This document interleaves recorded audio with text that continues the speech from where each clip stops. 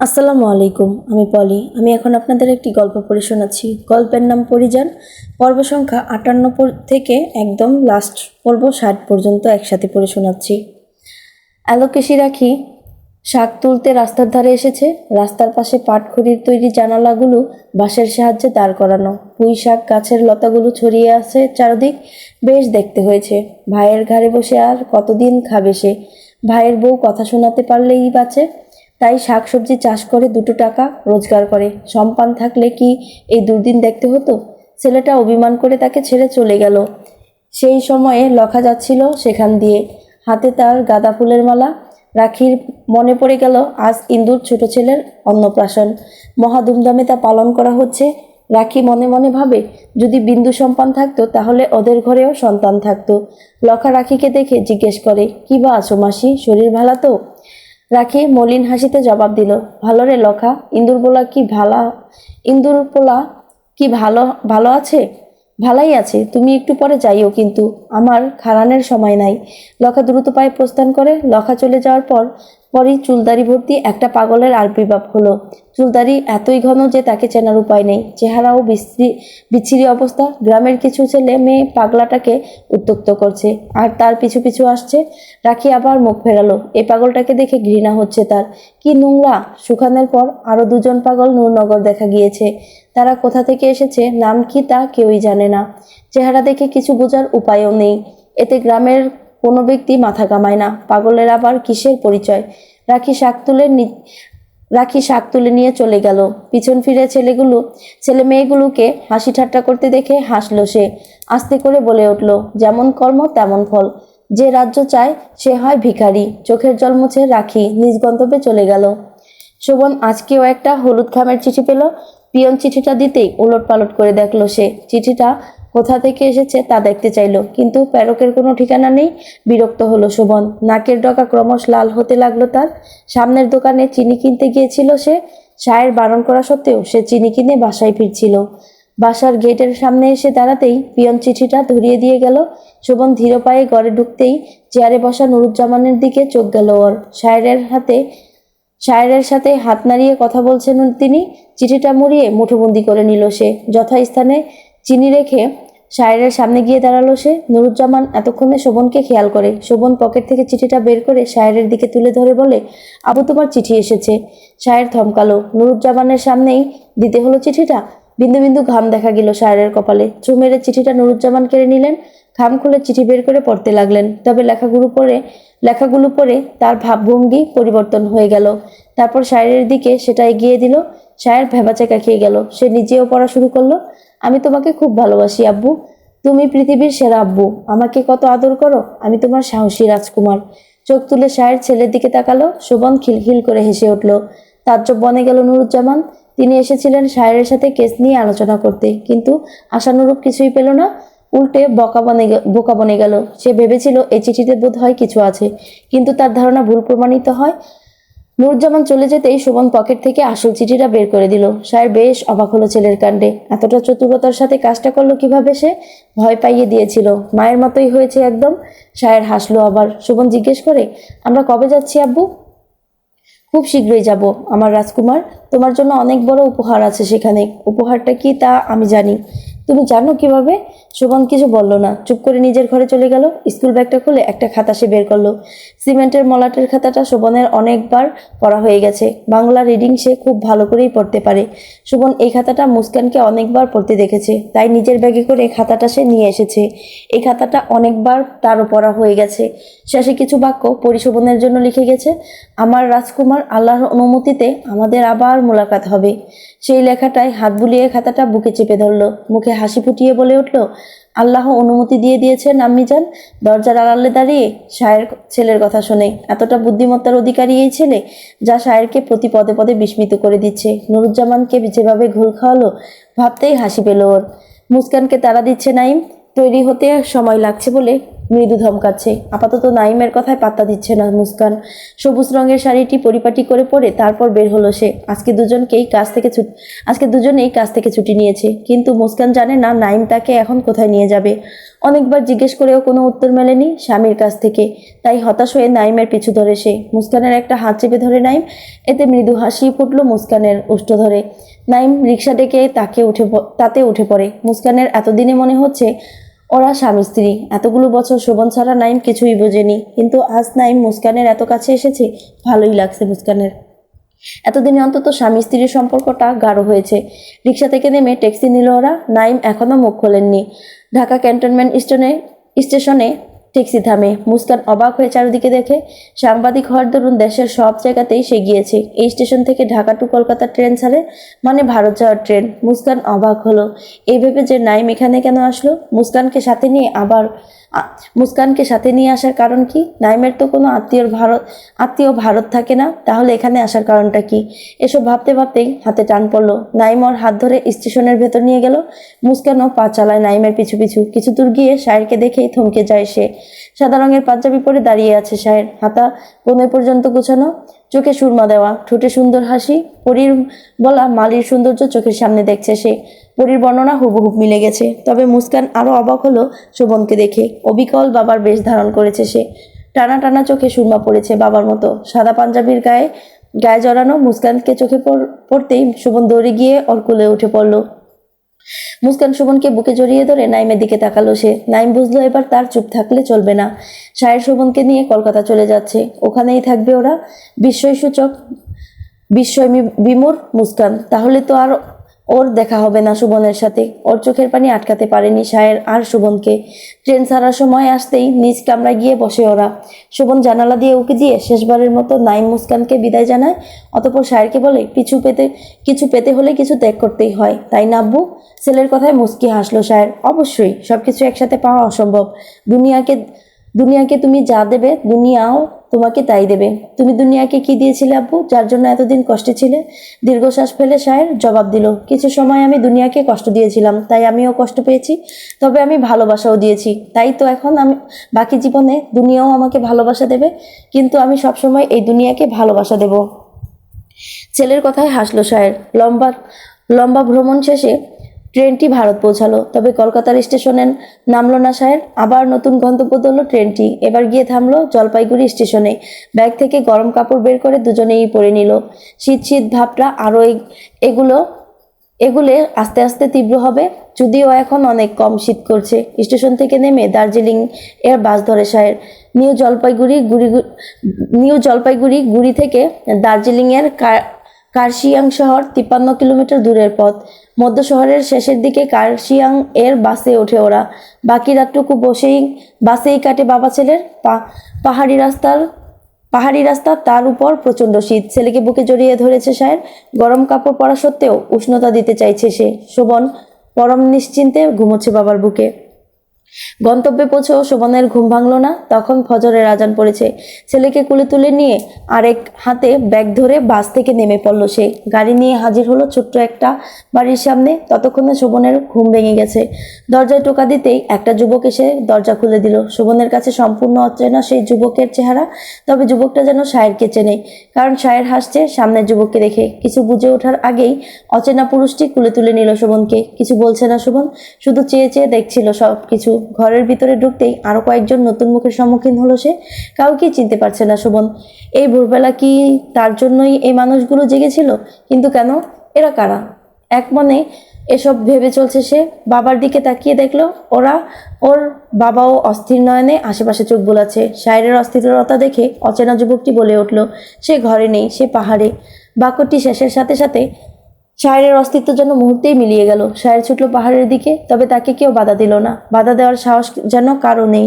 প্রকৃতিও চায় শায়েরের পদচরণ পাহাড়ে পড়ুক। শীতের কুয়াশাগুলো যেন সাক্ষী থাকতে চায় উতলা পুরুষটির ভালোবাসার। তাই তারাও শায়েরের সাথে ধেয়ে যাচ্ছে পাহাড়ে। গন্তব্য যখন শেষ হলো, দূরে একটা নারী অবয়ব ভেসে উঠল। এই শীতের মধ্যেও নারীটির শরীরে নেই শীত নিয়ন্ত্রিত বস্ত্র। পাতলা শাড়ি পরে সে খোলা চুলে দাঁড়িয়ে আছে বলে ভুল হবে। কমল হাতে সে স্পর্শ করছে চা পাতাগুলোকে, কচি পাতা ছিঁড়ে রাখছে হাতে থাকা ছোট ঝুড়িতে। কিছু পল থেমে গিয়ে ধিমি পায়ে সামনে এগোচ্ছে শায়ের। ঠোঁটজোড়া প্রসারিত করে সে একটা শব্দ উচ্চারিত করতেই নারী অবয়বটি হাত থেমে গেল। সূর্য এখনো দিগন্তে দেখা দেয়নি, সহজে দেখা দিবে বলে মনে হয় না। কুয়াশাচ্ছন্ন চারদিক, দূর দূরান্তের কিছুই দেখা যাচ্ছে না। যদিও কার্শিয়াংয়ের শীত দার্জিলিংয়ের মতো তীব্র নয়, এখানকার আবহাওয়া সারা বছরই আরামদায়ক, তবুও আজ যেন কুয়াশা আর শীত অন্য দিনের তুলনায় একটু বেশি। কাছের কিছু স্পষ্ট দেখা যায় না, ধোঁয়াশা লাগছে সব। প্রকৃতিও যেন অপরূপ সৌন্দর্য ঢেলে দিয়েছে ধরণীতে। সেজন্যই বোধ হয় কুয়াশাচ্ছন্ন পৃথিবীটা মোহনীয় লাগছে। ধীর পায়ে সামনে এগিয়ে যাচ্ছে শায়ের। নারী অবয়বটির মুখটা স্পষ্ট দেখা যাচ্ছে না কুয়াশার জন্য, তাই সে সামনের দিকে অগ্রসর হচ্ছে। কুয়াশা ভেদ করে সে এলোকেশী তনয়ার সামনে এসে দাঁড়ালো। 7 বছর পর মধুরতম কণ্ঠস্বর শায়েরের কানে পৌঁছালো। আসসালামু আলাইকুম মালি সাহেব। বহুদিনের তৃষ্ণা যেন নিবারণ হতে চলেছে শায়েরের, তবুও গলা শুকিয়ে কাঠ হয়ে গেছে ওর। শুষ্ক গলায় সালামের উত্তর দিল সে। ওয়ালাইকুম আসসালাম পরিজান, কেমন আছেন? পরীর এই প্রশ্নের জবাব দিল না শায়ের, উল্টে নিজেই প্রশ্ন করে বসলো, আমি কি আপনাকে জড়িয়ে ধরতে পারি? তৃষ্ণায় বুকটা খাখা করছে। শীতকালকেও আমার কাছে তেজস্ক্রিয় চৈত্রের মতো মনে হচ্ছে। 2 কদম এগিয়ে এলো পরী। পায়ে তার জুতো নেই। শীতল কার্শিয়াংকে সে পরিপূর্ণভাবে আজ উপলব্ধি করতে চাইছে সে। শায়েরের এই প্রশ্নের পরিবর্তে সেও প্রশ্ন করে, আমি কি আপনাকে অনুমতি দিতে পারি? পরী মুচকি হাসলো কথাটা বলে। বিপরীতে শায়েরও মুচকি হাসলো। তবে সে খেয়াল করলো তার চোখ ঝাপসা হয়ে আসছে।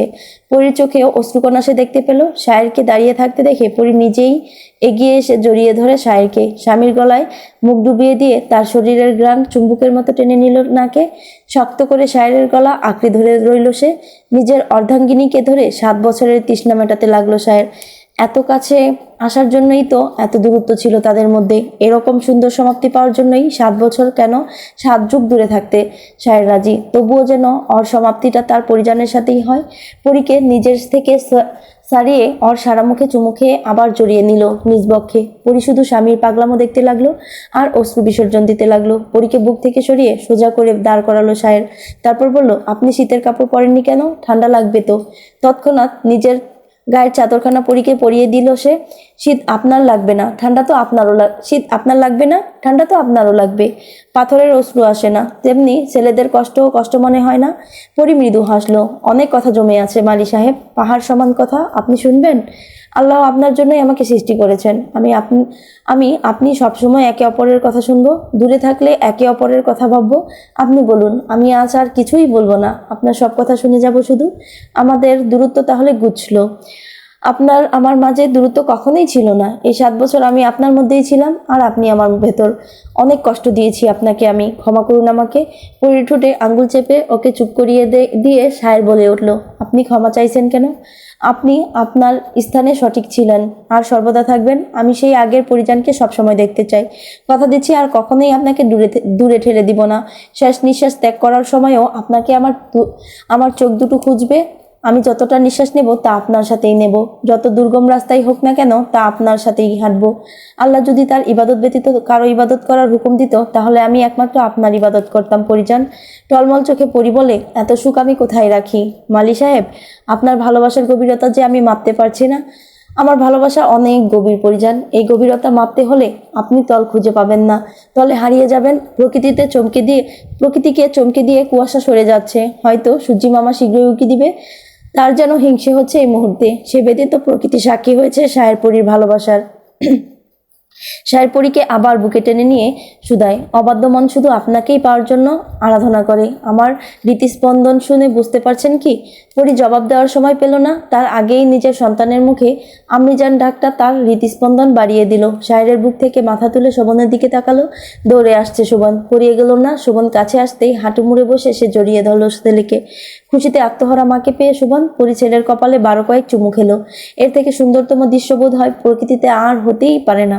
সূর্য ধরণীতে উকি দিতেই সায়ের পরি শোভন সেদিকে তাকালো।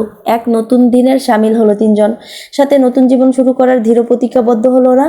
শোভন দুহাতে মায়ের গাল ধরে দেখতে লাগলো মাকে, ঠোঁটে হাসি ঝুলিয়ে বলল, আমার আম্মিজানের থেকে সুন্দর নারী এই পৃথিবীতে কেউ নেই।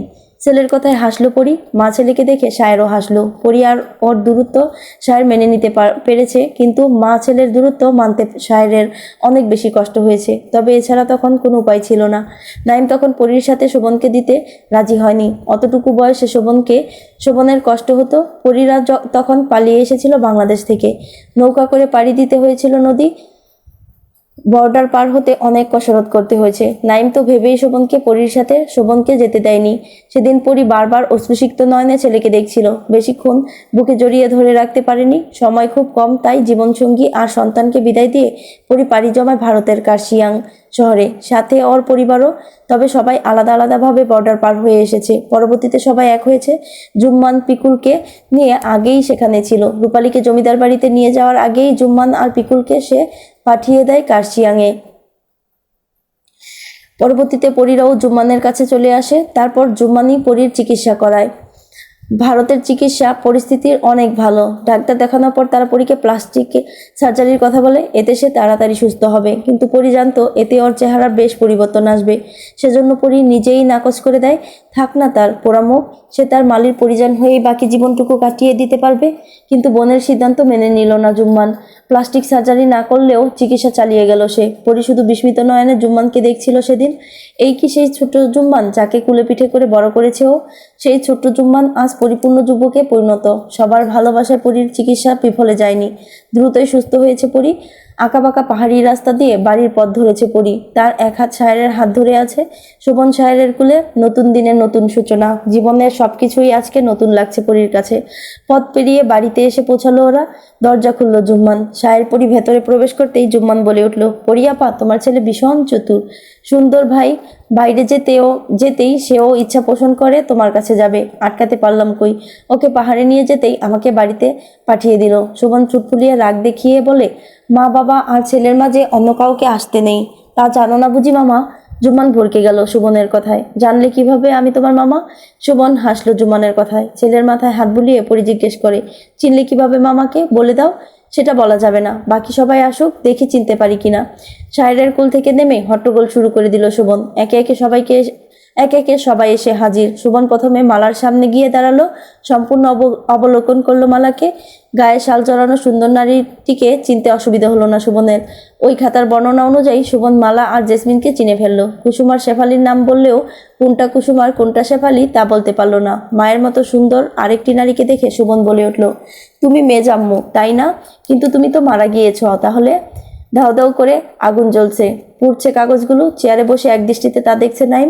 পরীর পাঠানো সমস্ত চিঠি সে আজ পুড়িয়ে দিয়েছে। আর কোনো বিন্দুমাত্র প্রমাণ সে রাখবে না। রুমি নাইমের পাশে বসে বলল, এখন সব সত্য জানতে চাই নাইম। এই চিঠিগুলো পরী আমার কাছে পাঠাতো, কিন্তু পরী আর সায়ের এতদিন আলাদা ছিল কেন? পরীর বাবা কাকাকে যদি সায়ের খুনি না নাই করে থাকে, তাহলে কে করলো? পরী? দীর্ঘশ্বাস ফেলে নাইম, কে বলেছে পরীর বাবা আর কাকা মারা গেছে? মানে এই বিষয়টা নিয়ে এত কিছু, আর তুই বলছিস ওনারা বেঁচে আছে কিভাবে? তাহলে এত সব নাটকের প্রয়োজন ছিল কি? আর একটু হলেই তো সায়ের ফাঁসির কার্যকর হয়ে যেত। নাইম হেসে উঠে বলল, সায়েরকে এতটাই বোকা মনে করিস তুই? তোর কি মনে হয় ছোট ছেলেকে ফেলে কি পরী এত সহজে জমিদার বাড়িতে চলে গেল? আর কতগুলো মানুষকে খুন করে চলে এলো? সবকিছু কি এতই সহজ? আর সায়েরকে পুলিশ গ্রেপ্তার করেছে? না, সায়ের নিজেই ধরা দিয়েছে। শহরে ফেরার পর সব বন্ধুরা এক প্রকার আলাদা হয়ে যায়। শেখরের বেইমানি করার জন্য প্রথমত শেখরের সাথেই সম্পর্ক বিচ্ছিন্ন করে সবাই। নাইম সে সময় জেলে ছিল। ছাড়া পাওয়ার পর ওদের কিয়ৎক্ষণের সাক্ষাৎ ছিল। নাইম বাদে আসিফ, মিষ্টি আর রুমি পাড়ি জমায় বিদেশে। নাইমই একমাত্র দেশে রয়ে যায়। ডাক্তারি পড়া শেষ করে সেখানে বছর দুয়েক কাটিয়ে রুমি সিদ্ধান্ত নেয় বাংলাদেশে আসার। এসে সে নাইমার সাথে যোগাযোগ করে। তখন নাইম আর মুস্কানের সদ্য বিয়ে হয়েছে। পরী আর সায়েরের ঘটনাটা তখন রুমি জানতে পারেনি। মুস্কানের কোলে ছোট্ট শোভনকে দেখে হতবাক রুমি। প্রশ্নের তীর ছুড়ে দেয় নাইমের দিকে। নাইম একে একে পরীর সাথে ঘটে যাওয়া সব কিছুই বলে, শুধু এটা বলে না যে পরী কেন সায়েরের থেকে আলাদা হলো, আর শোভনকে কেই বা কেন নাইম নিজের কাছে রেখেছে।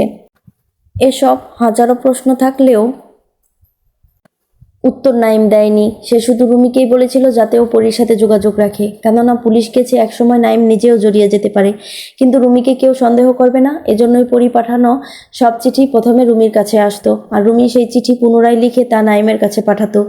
কোনোদিন যদি এই চিঠি পুলিশের হাতে পড়েও যায়, তবুও যেন হাতের লেখা শনাক্ত করতে না পারে। রুমি সামনে এলেও পরী যাতে কোনোভাবেই সকলের সামনে না আসে। শুধুমাত্র পরীকে আগলে রাখার জন্য সুরক্ষার জাল সব দিকে বিছিয়ে দিয়েছে শায়ের, যাতে তার পরিযান সুরক্ষিত থাকে। সেজন্য সে নিজে পুলিশের হাতে ধরা দিয়েছে। আর আজ নাইম রুমির বাড়িতে এসেছে। পরীর লেখা সব চিঠিগুলো রুমির কাছেই ছিল, সেগুলো পুড়িয়ে ফেলতে এসেছে। সব চিঠি একসাথে জড়ো করে জ্বালিয়ে দিল সে। আর তখনই অনাকাঙ্ক্ষিত প্রশ্ন করে বসে রুমি, যাওয়ার অজানা। নাইমের কথাগুলো বেশ অবাক করে দেয় রুমিকে। হিসেবটা সে মিলাতে পারছে না কিছুতেই। যদি আফতাব আর আখির জীবিত থাকেন, তাহলে ওনারা এখন কোথায়? রুমি এবার বেশ কঠোরভাবেই জিজ্ঞেস করে, নাইম এবার তো সত্যি বল, এত ধোঁয়াশায় রাখিস না। সোজা হয়ে বসে নাইম, তারপর অতীতের ঘটনা পুনরাবৃত্তি করতে থাকে। এই জমিদার আফতাব মোটেও সুবিধার লোক ছিল না, ভয়ঙ্কর লোক তিনি।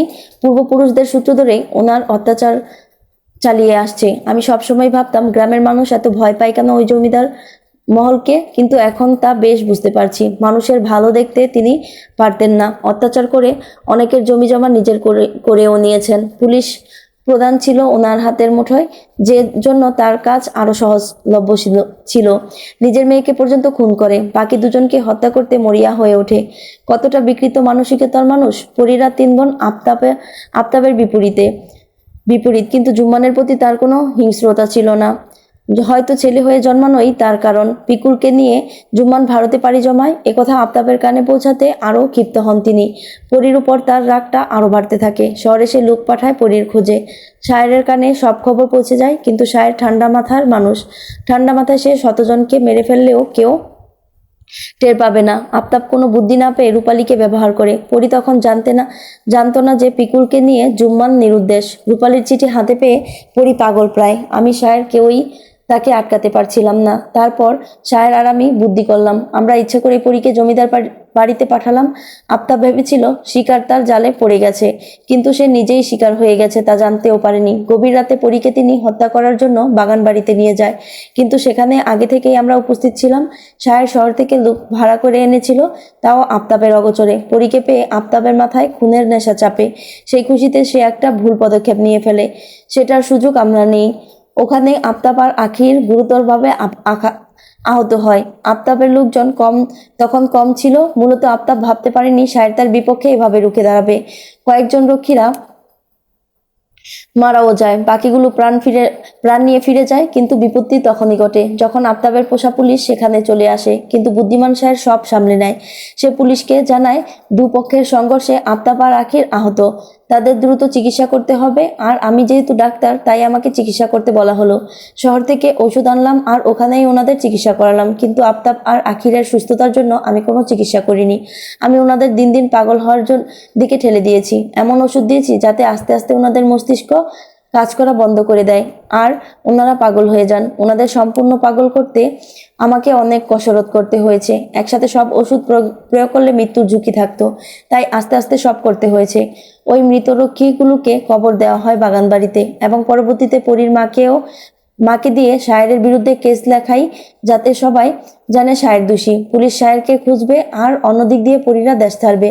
তখন এছাড়া কোনো উপায় ছিল না, কারণ যদি কোনো পর্যায়ে পুলিশ সত্য জেনে যায়, তাহলে পরীসহ সবাই বাংলাদেশে আটকে পড়বে। সবার সুন্দর ভবিষ্যতের কথা চিন্তা করে শায়ের নিজেকে বিপদের মধ্যে রেখে সবাইকে ভারতে পাঠিয়ে দেয়।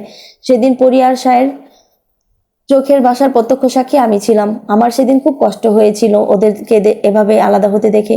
তবুও ওই মুহূর্তে কিছু করার ছিল না। শোভনকে আমি নিয়ে যেতে দেইনি, কেননা ভারতে যাওয়ার পথটা ছিল দুর্গম।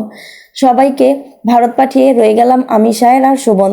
পুলিশ বাগানবাড়ির কবর খুঁড়ে কিছু লাশ পায়, এবং সেসব লাশের ময়নাতদন্ত করে জানা যায় যে ওখানে আফতাব, আখির, রূপালী সহ কয়েকজন রক্ষীদের লাশ ছিল। যেহেতু লাশগুলো কঙ্কাল ছিল, তাদের চেহারা বোঝার কোনো উপায় নেই।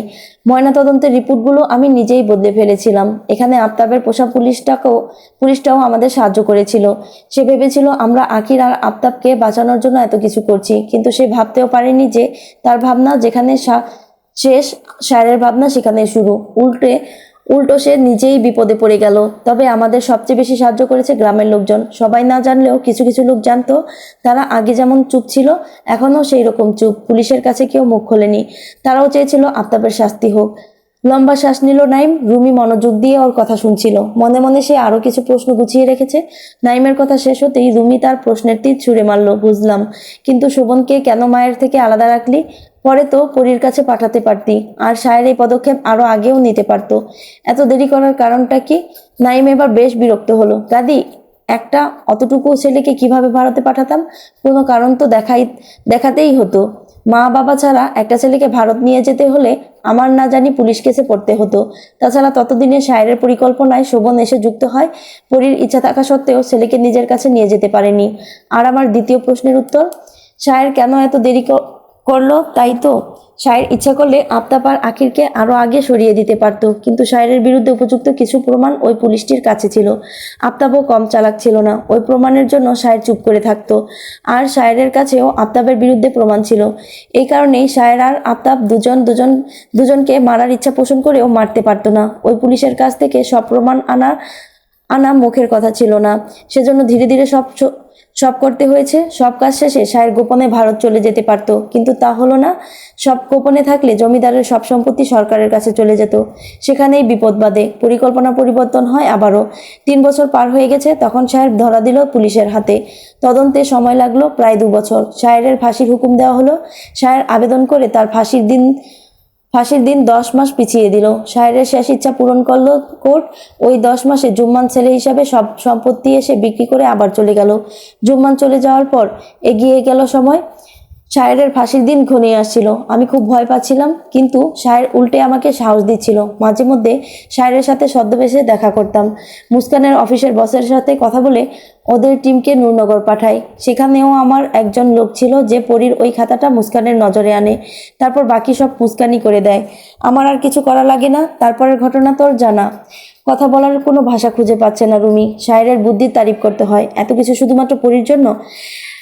একটা মানুষ ঠিক কতটা ভালোবাসলে এত কিছু করতে পারে, নিজের জীবন সংকটে ফেলতে পারে? শায়েরকে না দেখলে হয়তো কোনোদিন জানতে পারতো না। ভালোবাসা কাউকে পরিপূর্ণভাবে গড়তে পারে, আবার কাউকে সম্পূর্ণ ভেঙে দেয়। এমন ভালোবাসার সৃষ্টি হওয়ার দরকার ছিল কি? রুমির কণ্ঠে প্রকাশ পাচ্ছে ব্যাকুলতা। যদি কোনো নারী দেখে একটা পুরুষ কোনো এক নারীর প্রতি ভীষণ আকৃষ্ট হয়ে আছে, তাহলে সেটা সে সহ্য করতে পারে না। রুমির কাছেও সেরকম মনে হচ্ছে। এমন ভালোবাসা তো সবার জীবনে আসে না। যদি মুস্কান জানতে পারে তাহলে কি হবে? মুস্কানের কথা ভেবেই রুমি জিজ্ঞেস করে, আর মুস্কানের কি হবে? ওকে ঠকালি কেন? কে বলেছে আমি মুস্কানকে ঠকিয়েছি? সে আমার স্ত্রী, সব অধিকার আমি ওকে দেব। তাহলে তুই কেন পরীর জন্য এত কিছু করলি? সায়ের তো ভালোবেসে করেছে। তুই এখনো পরীকে ভালোবাসিস, তাই না? নাইম হাসলো। সায়েরের মতো করে পরীকে কেউ ভালোবাসতে পারবে না রুমি। আমি যা করেছি তা সামান্য। আমি শত চেয়েও পরীকে পাবো না। হাসরেও পরী সায়ের দুজনকে চাইবে, আমি চাইলেও পাবো না। আমি তখন না হয় মুগ্ধ চোখে তা দেখে নেব। দিন শেষে আমার ভালোবাসা সুখে থাকুক তার ভালোবাসার মানুষের সাথে। এই গল্পে তোর মতো চরিত্র থাকা খুব কঠিন নাইম। ভালোবাসা কেউ ছাড়তে চায় না, আর তুই হাসি মুখে ছেড়ে দিলি। একটা গল্পে সব চরিত্রে সুখ লেখা অসম্ভব। এজন্যই আল্লাহ আমার চরিত্রে সুখ লেখেনি। তবে একজন দায়িত্ববান স্বামী হব।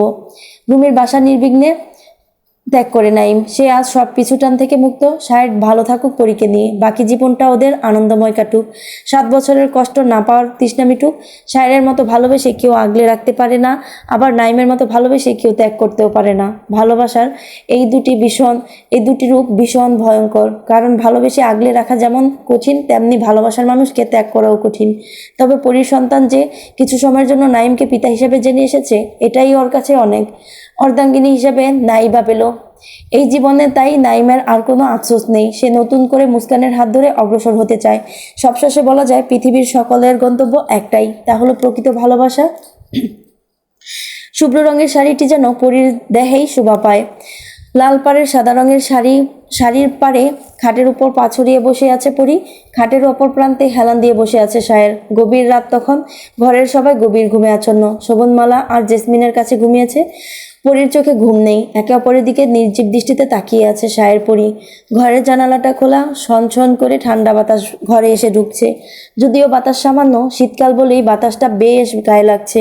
শীত নিয়ন্ত্রণ বস্তু নেই দুজনের কারো শরীরে, শীতটা যেন দুজনেই খুব উপরে উপভোগ করছে।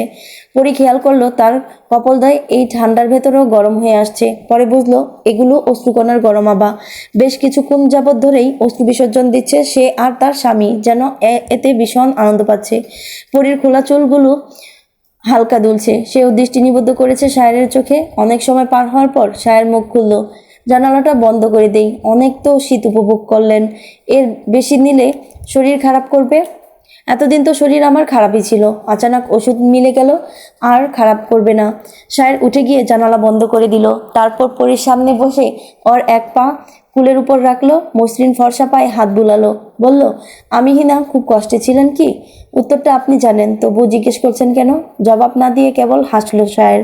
পরী পুনরায় উঠে বলল, ঘুমাবেন না নাকি সারা রাত আমাকে দেখবেন শুধু? আপনি কি চান?